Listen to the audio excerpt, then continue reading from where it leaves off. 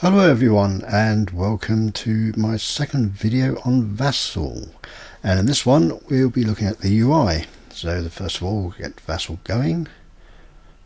Click on our VASL icon, then click on the VASL module. Once it's loaded up, we now come into the select play mode screen. I'll show you how to set up a scenario with start a new game offline. It's basically exactly the same to start a new game when we go to the online section. I'll just show that a bit later. So we do next. First thing we need to do is select board. I'm going to set up the guard's counterattack, which is scenario A. Comes from the classic set. And this one we use board 1. So we select board 1. And we need to have north is to the top, which means the board number needs to be in the bottom left hand corner, which is board 1 over here, so we've got the right direction. If we need, of course, to switch it in any form, we can flip it by clicking on flip there. Now, only use the one board, so we don't need to use add row, which will add board to the row, or add column, which of course will add board to the column. But we do want to crop the board because we're only using hex rows A to P. So we do crop boards and make sure we're on the right board, which is board 1. Put in hex row A to hex row P. If you want to put specific coordinates as well, they go into these boxes here. And we're going to crop to the middle of hex row. We could crop to the nearest full hex row with no line of sight. Just click crop, and that gives us the right hex rows we want. Now, other things we can do in this board. If we wish to add any overlays, we click add overlays, put the overlay number in, board you wish to affect, and the coordinates as per the scenario, and just do add, and that will put that in for you. If we have any train SSRs, we can do that here. Now we can change our month, and with guards counterattack we're actually in October, so we can change that to October. That means all grains out of season. Non-European terrain type, we can change that of course to Pacific, light jungle, dense jungle, or desert terrain. And we can mark orchards either out of season or in season, depending on what period we're using. We haven't got any orchards here, so we're not worried about that at the moment. Now, the other thing we can do is change any other scenario. So we go to, say, board 1, which is the one we loaded. If we went to buildings, we can change the construction type. This will change all the buildings on the actual board you're using. So you can make them all wood or stone, no stairwells. Row house bars can be changed. We can change our weather here. There's no snow, so we just keep it as no snow, but we're needing ground snow, deep snow, or click that button there for mud. Roads, we changed all paved, all dirt, or no roads. Woods, we changed the paths or filled in with woods. No bridges, bridges are fords, no sunken elevated roads. And all these are exactly the same. They will change various things to fit in with our scenario. And again, if we're say playing Pacific, we can change the board, dense jungle, bamboo, palm trees. And once we're happy with everything, now the other thing we can go down is the other transformations. This one just does vineyards and rice paddies, but if we go to transformations, we can choose anything we wish, say brush, and turn it all into, say, woods, as an example. Also, depending on what board you're using, there are special overlays. So there's a couple of scenarios which use board 1. One has them with a subterranean quarry being added, and the other one has or assault. So when you click those tick boxes, when we're happy with everything, we just do apply. I'll just reset that, and we'll just change that to October.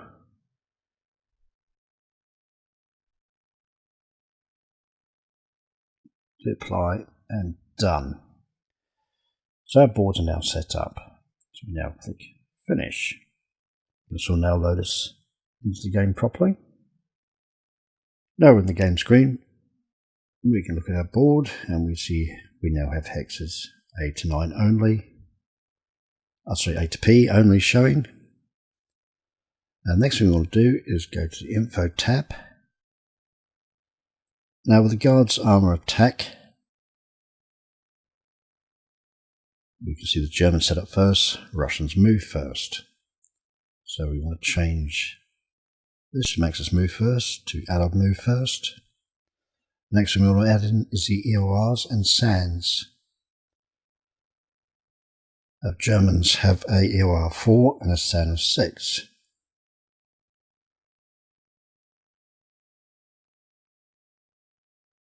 So put in 4 and 6. Also Russians have an EOR 3 and also a SAN of 6.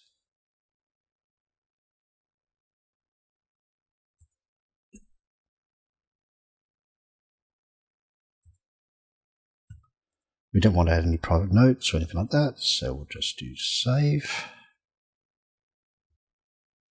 Next thing we may want to do, if we have offboard artillery, is set the offboard artillery up. We just add in how many black, how many red.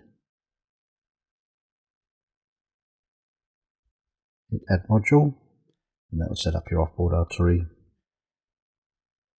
for yourself. Next thing we want to do is set up our pieces. In this case, the Germans have 13 467 squads.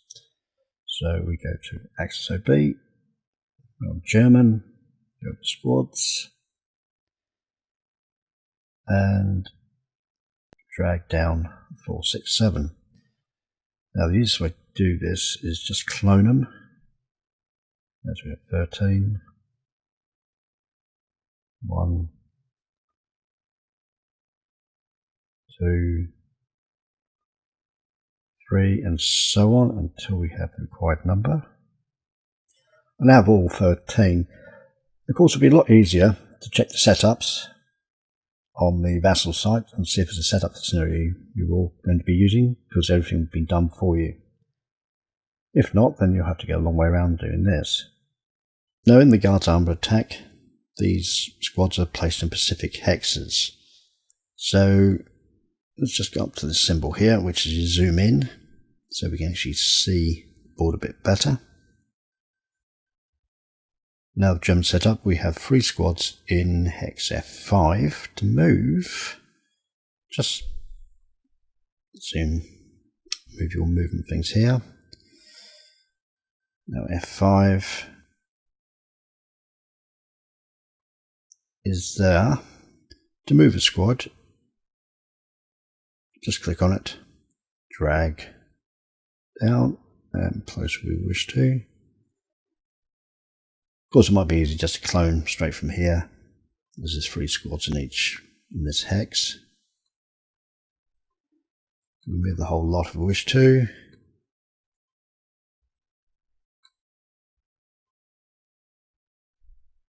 Now clicking on a stack like this will open it up or close it. We want to move them together. Just put a box around them and they can now be moved to one pile. If we wish to move an individual squad in a group, just click on the individual squad and we just drag it like that. Once you've got all your units out, in this case I may just put the Germans out, you want to hit the move button, as all the cannons have moves behind it. The move button is this black one here. After every black phase, you always want to hit that, and it removes all the moved markers that appeared beside your counters. Next thing we want to put out after we put out our units, in this case I've only just put the German ones out, is the turn track, phase marker, turn marker. And we find them again by going to the same where we got our units from. We go to other, and we have more here, plus our control marker, EC marker, and so on. So we go down to turn tracks. Most people just use the horizontal one. Now when we drag this in, we can't actually move it, so we'll just drag it into the top here, somewhere around above our board. Let go. That's our turn marker. We're just using the 1 to the 6. They do go up to 1 to 10, or even longer. I think it's 12 is the longest one. Then we go to our turn marker, and N1 is useful. I'm going to stick that on turn 6. That tells us that's the last turn, and we can stick that on turn 1. Just click it over to the other side so they're moving first. Phase track, whichever one you prefer.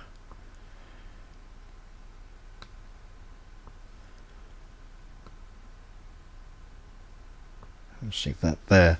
Now if you do happen to make a mistake by putting the wrong turn track in, we can use the back here, which will remove our last move. So that will remove that from where I placed it back to where I placed it previously. Just straighten that back up again.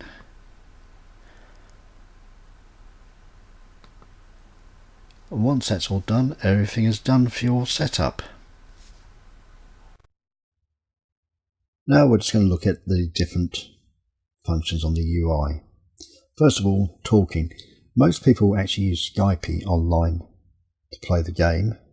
If you don't happen to have Skype or don't like using it or have a different chat program and prefer just to use normal chat, this is the chat window here. Just click on it, type in whatever we want to, say hello, push return, and that tells you the name of the person who said anything and what they've actually said, which appears just there. Now these here are our dice rolls, and also shows us what results we have. So if we just want to roll normal dice, we just click that button there. That tells us coloured dice roll, white dice roll, who rolled it, and this is just an other, so it's not specifically to a specific task. Now if we want to see our results and how we're doing, we can click the stats window. This tells us the category, how many dice rolls, average first dice roll, average second dice roll, average overall dice roll. Now these other dice rolls, if we click the first one, marked IFT, it stands for Infantry Fire Table. So if you're doing a normal attack, click that. It tells you rolled on the IFT table, coloured dice, white dice, who rolled it. Again, TH is to hit, which gives us extra information, like this is a hull hit, to kill. Again, always the coloured dice rolls first, white die rolls second. Morale check, task check, rally, close combat, that's your single die roll, SA and RS. Now at the top here we have File, where we can start a new game if we're online. Load a game, save a game. It's a good idea to set up a save file to save your games into. Save the present game as another name. Close the game. Begin log file. This is useful if you're doing email moves. So you click that will record your log, which you then email to your opponent. Once you stop doing all your moves, just hit end log file. Preferences, of course, we've seen earlier, and quit is just leaving the game. Now, tools, some of the extensions you can get allow you to do other things, but the standard one is just refresh your counters, and help is the user guide. Line of sight checks, malfunction broken units, you can tell where they are. Movement controls, night shading, parameters, which changes the board parameters and so on, and just credits about VASL and about VASL. Now the next thing is this button here. You click on this. This gives us some extra information. Now the first one will show a hide no view window, which always appears at the top there, and we can see when moving around. We can move quickly around the board. It's up to you if you wish to use it. Turn it off again, you just hit the same button. Now the next one will take a picture of the map. When you're learning the game for the first time, this could be useful. You can actually see exactly how the counters are laid at specific times. Just click. Call whatever we want to. In this case we'll call turn 1. Route phase. And we just save into our save file. We can now bring that up later, look at whenever we wish. Right, the next one will save map content as a plain text file. Again, just click on it. And it says here, write content as seen by opponents. So if you just want to see exactly what your opponent can see, click yes. If not, just click no. Again, we can set whatever we wish to.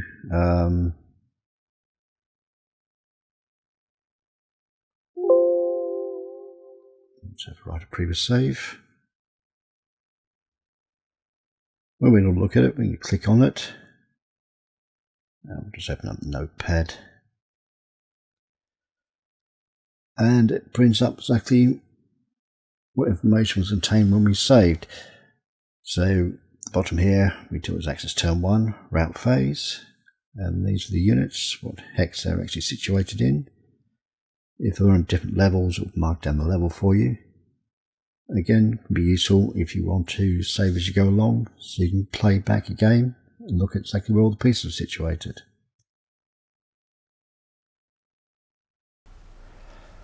Next one, add a board or change the train or whatever if we made a mistake in our original setup. So we click on there, add row, add board to the row, add to a column, clear, again, so we start from scratch. Add overlays, crop boards, terrain, SSRs, exactly what you had when you first set up.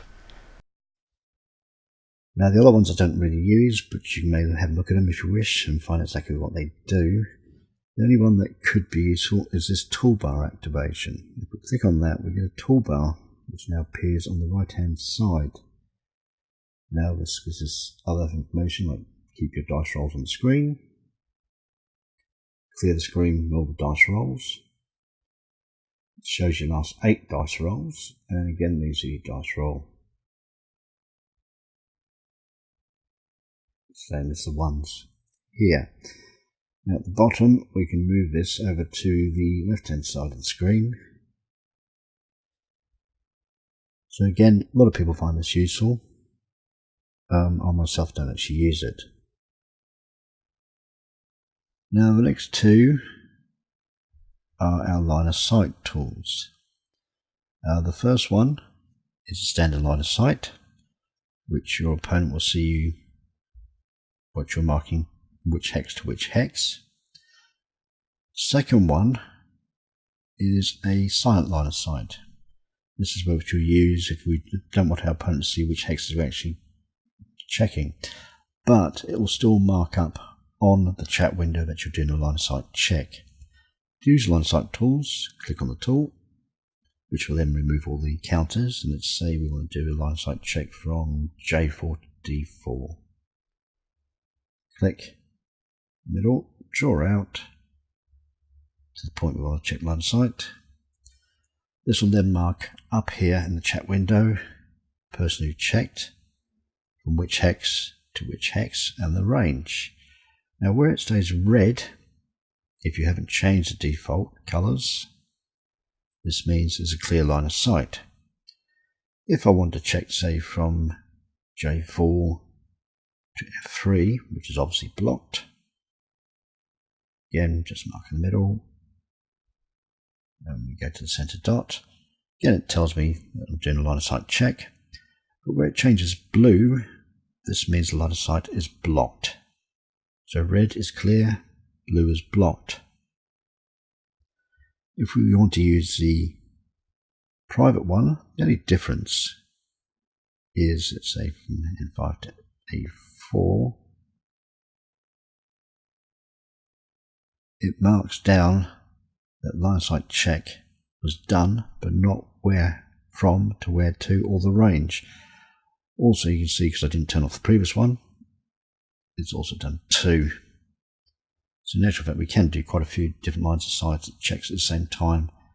If I did it again, from F6, 2 through to there,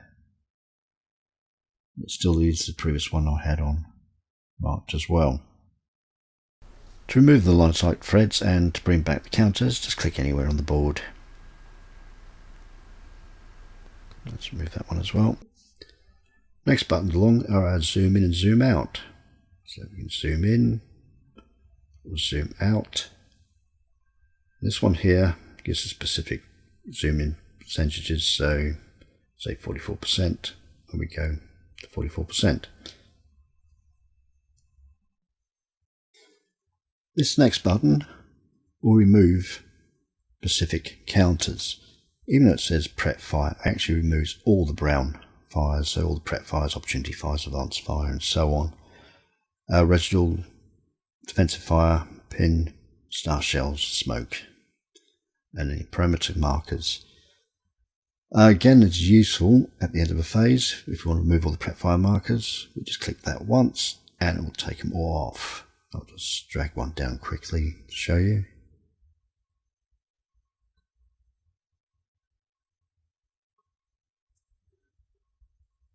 That prep fire, click on prep fire, and that's removed.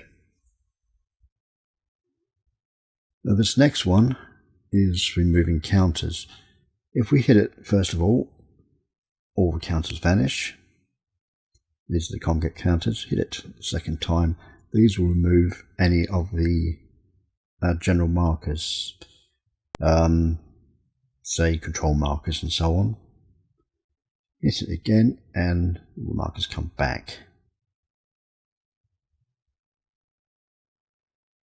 This next one will turn off or on highlighting the broken units or weapons. I have a broken machine gun down in hex J4, so I click on this, we get a circle appears around it. This helps us find any of the units which may be buried, especially there's a lot of markers around. Click it again and it will be removed. Next button does the same thing with sniper counters. Again, they can be lost when there's a lot of counters around, so we just click on it and it will just mark where the sniper counters are. Click on it again and again they'll be removed. Now the next one I've already shown you, which removes all the move markers. So if we do move counter, say to here, any counter we move, we also get this little moved marker beside it, so we know we moved it. We just remove it, just click the move marker and all the moved markers will go. Now the next counters from the prep fire marker here, right up to the stun at the end here, are the most used counters. And instead of having to go all the time into our unit things, look under info and so on, it's a lot easier just to drag down a counter. So if we say use PrepFire, click on it, hold the left mouse button and just drag it onto where you want it. Now some of them have these little red triangles at the bottom, which means there's more than one counter there. So in the residual fire, if we click on, we get a whole selection, 1, 2, 4, 6, so we can choose the one we actually want, and again just drag and place wherever we wish to. And again, to remove these, we'll go back to over here to all. I keep PrepFire marker goes, and residual marker goes. And finally the markers at the top. One we've already seen, which is a step back marker. Undo last move. This one steps through a log file. So if you are doing play by email and you're playing your opponent's turn, we just click on that as we go through each bit. This one here shows hide the server controls. Generally you wouldn't use it very often. This is your offboard artillery. If it's been set up, we can just click that and it'll appears the various chits. Info, of course, we've already set up. This is your night and day. We click on that. This is presently day, night, darkens the board. And again, this is your line of sight hindrances. If it's set up, just click on that. It will show us the actual distances, say for fog and so on. Notes. This can be very useful. So if you've got, say, scenario notes, special rules, we can put them in here. These would be visible to all. Just click on it, type in what we want, and do save. These are just public notes. Anything you wish, again, just click on do save. Private ones, which can only be seen by yourself. And this one, probably the most used, is the delayed one. If we do say we want to set up a HIP unit, or hidden initial placement unit, and we need to confirm that to our opponent, we can just do new. Say just call it HIP. Type in the text. Let's say we put it 4, 6, 7 into hex P5. Just do OK. Now that stays hidden until you need to show your opponent. Tells you which player put it in, date and time it was done, what that's about. When we want our opponent to see it, we just click in revealed, and it will now come available to everybody. First of all, we need to save it, of course. Then we click revealed. It reveals, so our opponent can now check it himself.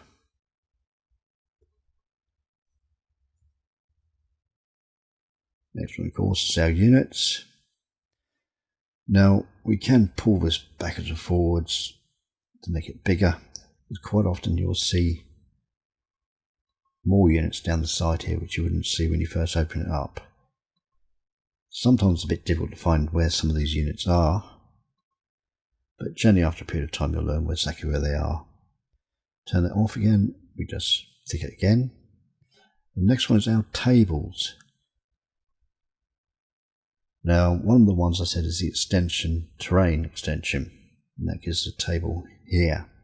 If we didn't actually have the extension, we would not have this tab. Normal tabs are the empty fire tables. You've got the standard one and the IFFT, close combat, ordnance to hit, vehicle to kill. We've got HE, heat, APCR and AP, concealment table, and the one I go to the extension, which is terrain. which I do find very useful, saving me how to keep going in and out of my rulebook.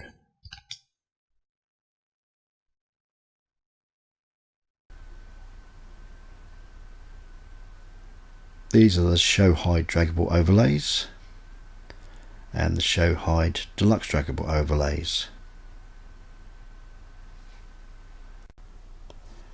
Right, and the last thing I'm going to show you is the right click on a counter.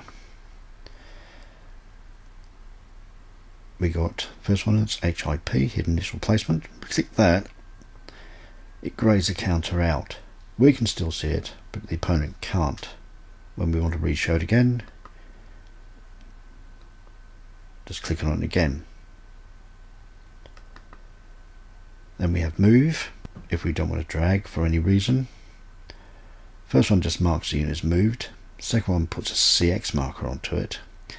But if we don't want to use, so whatever reason, just dragging the counter along, we can use these directions, which also work with our number pads. So if we want to go straight up, just click this one and the unit will move forward straight ahead. The next thing is concealed. Instead of using the concealment markers, we can just click concealed and we get concealment marker on there, which means our opponent now can't see the stack there, but we can.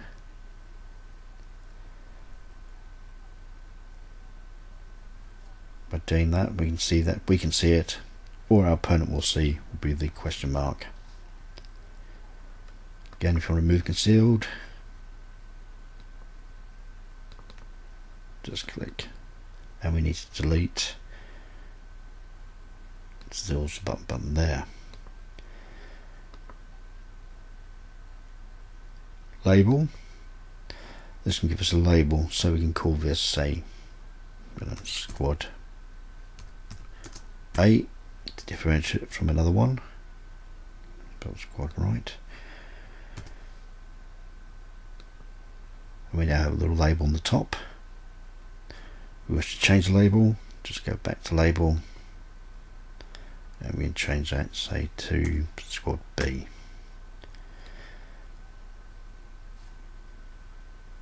Your opponents can actually see these labels. HOB is heat of battle. So if we need a battle harden, click on battle harden. That now goes to an elite unit, which is the next one up, 468. If we wish to EOR it, click EOR. That drops us down to 467.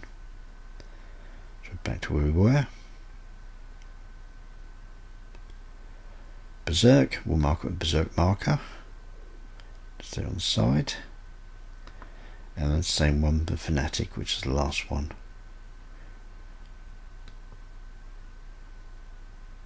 If we remove those, just hit Berserk again,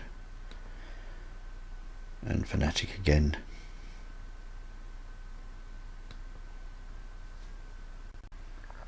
Next one is break. Click that once, it will break the unit and put a DM marker on it.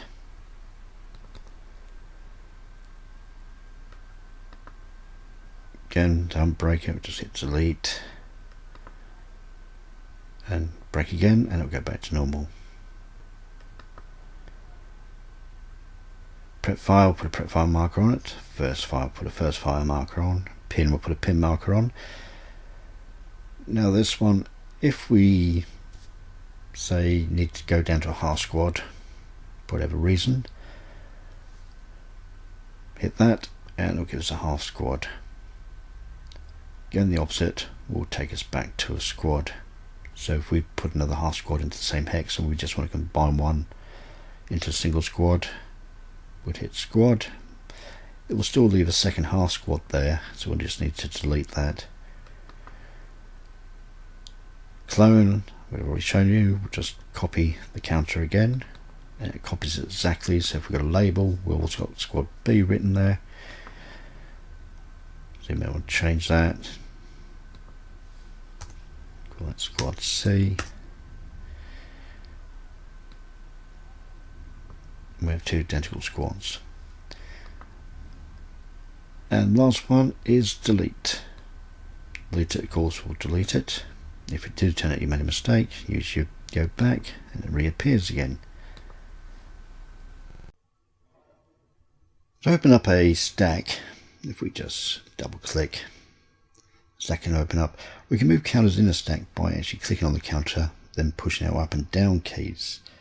So move that down to the next level, and we put the stack together. And the leader's now sitting the second one down, or the bottom one down. Putting your mouse over a stack will show us what's in there. Of course, you can see your opponent's stack if it's not concealed. If it is concealed, we'll just see the concealment marker.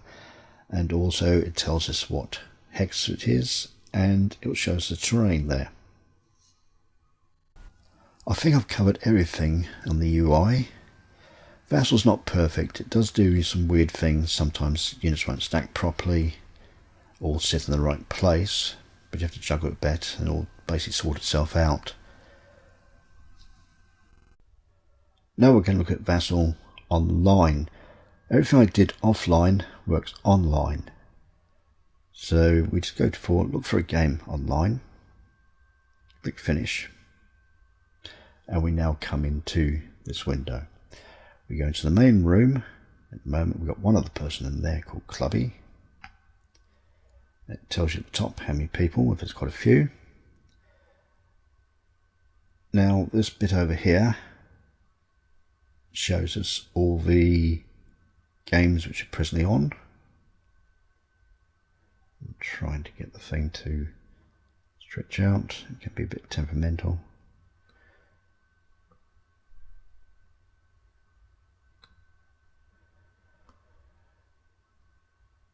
So at the moment there is presently 4 games rooms in use.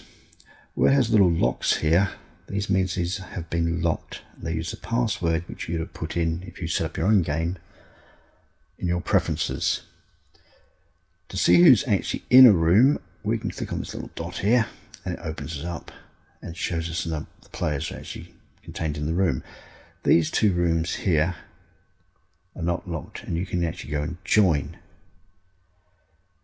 To do that, just right click on the room and click join. You'll go into the room. It's not polite to ask if you can see the players play. To sync with them, right click on the player usually with the black. So in this case, if I went to say this room here, simple EQ, I'll right click on Joshua Chamber. If they said it's okay, I can sync with them, and the game will then load into your screen. You can then see them moving their pieces around. Don't touch the pieces yourself because you will move them. Now to set up your own game, we go up to here, new game, and we can type in what we decide to call it. I'll just call this Gavin Take, which is a scenario. If you don't have it, click return, and we now set up our own room. Let's now change the current game, Gavin Take. Go over here to File, do New Game, and we bring up the same layout as we had previously. So we add row, add columns, clear, add overlays, and so on.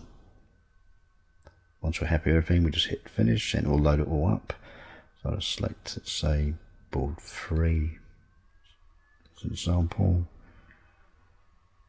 Loads up board 3, finish, and we now have everything as per what I showed you offline. If we wish to save the game, of course, we just go over here, save game, or load up save game, or whatever we wish to do. Let's go back to the main room by right clicking, join room. Now at the top here, first one here will just display the server connections and so on, and we just out of it. This next one is we can post a message. So we want to leave a message for anybody. Just type in our message and type send. This will be seen by anybody who goes into the message room. To see how the messages, we can click on this button. This will bring up all the previous messages, which are sort of in date order. And we can look at one, So this one, 17th June by Tom Sharp.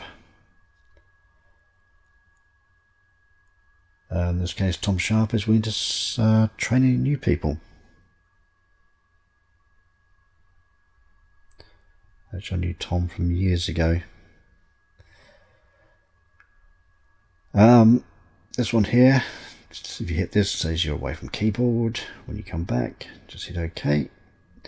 This one here, if you click on, says you're looking for a game. This disconnects you. And that one doesn't actually do anything.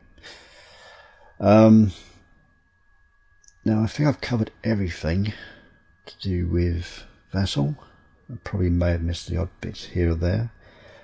VASL is a very useful tool to find people online. Generally, most people don't come into VASL and will turn on the looking for game. They quite often rearrange games in advance on the various ASL forums. The